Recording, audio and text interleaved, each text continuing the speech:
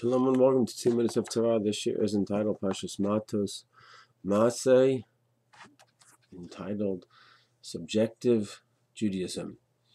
So everyone knows, whoever subscribes to traditional Orthodox Judaism, that we have 13 principles of faith, the 13 Amins, codified by the Rambam, and someone who does not believe in any of them, or believes that there's no Torah Sinai, or there was some revelation, but God didn't reveal all the 613 mitzvot to Moshe, or there was revelation, he revealed everything to Moshe, but the times change and the obligations change, the prohibitions change. So anyone who believes in any of those ideas, those are heretical beliefs, and he's not keeping in line with the Ikrei Amunah, the fundamentals of Amunah, and that's it. And there's different terms that apply to such an individual. It could be either Amin or Kofar, Pikoris. Those are the terms that the Rambam uses in Chelek and also in the Mishnah Torah, in Hilchot Tshuva, Perek Gimel.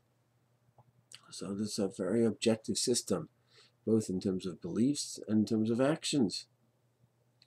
Nevertheless, it's important to note that there is very much a subjective element to Judaism. It's true that we reject the subjectivity. The person can go ahead and just pick and choose what he maintains and what he believes, and it depends on his moods and his feelings and his spiritual level. We reject that totally. The person has to go ahead and subscribe to the objective system of Yadut, both in belief and actions. Nevertheless, it's important to note there is very much a subjective element to Torah. What does that mean?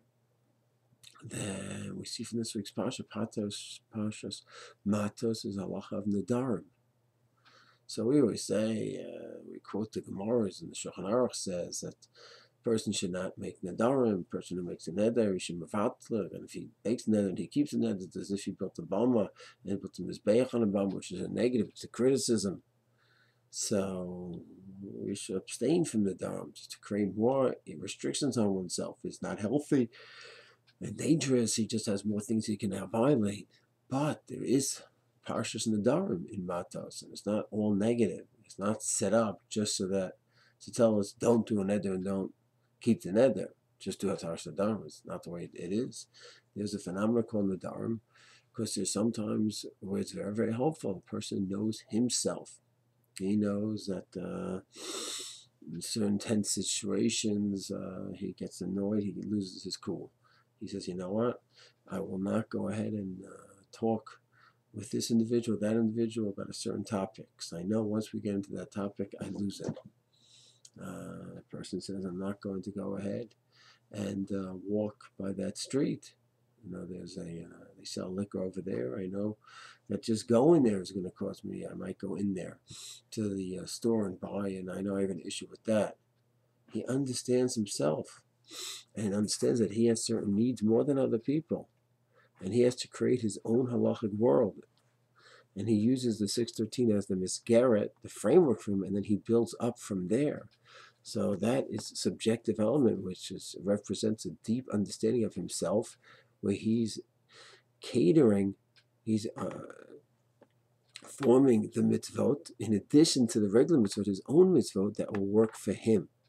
So there is a subjective element to Judaism, and I'd like to Myers Hashem to continue in part 2 to expand upon this idea of adding on to the objective system a certain subjective element to Torah and mitzvot. Shalom.